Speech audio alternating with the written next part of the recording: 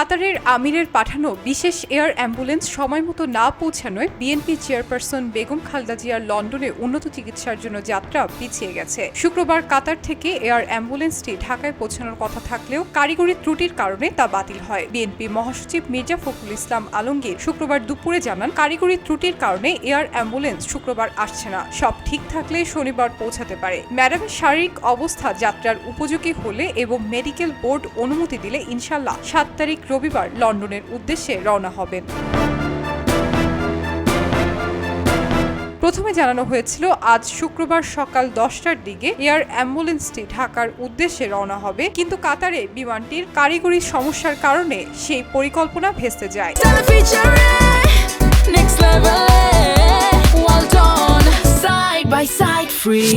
ফলে খালেদা জিয়াকে লন্ডনে নেওয়ার প্রক্রিয়া অন্তত একদিন পিছিয়ে যাচ্ছে। সেখানে পৌঁছালে তাকে ভর্তি করা হবে অত্যাধুনিক লন্ডন ব্রিজ হাসপাতালে।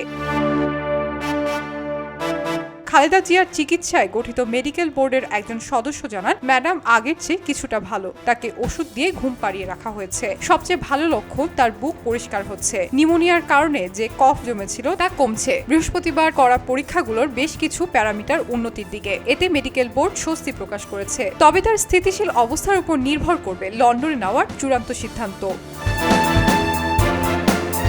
এর আগে 2025 সালের 7 জানুয়ারি কাতারের আমির Sheikh Tamim bin Hamad Al থানির বিশেষ এক অ্যাম্বুলেন্সে লন্ডনে গিয়েছিলেন খালেদা জিয়া। লন্ডন ক্লিনিক সহ বিভিন্ন স্থানে তার চিকিৎসা হয়। অবস্থার উন্নতি হলে তিনি কিছুদিন তারেক রহমানের বাসায় থাকেন। পরে গত 6 মে একই এয়ার অ্যাম্বুলেন্সে দেশে ফেরেন তিনি।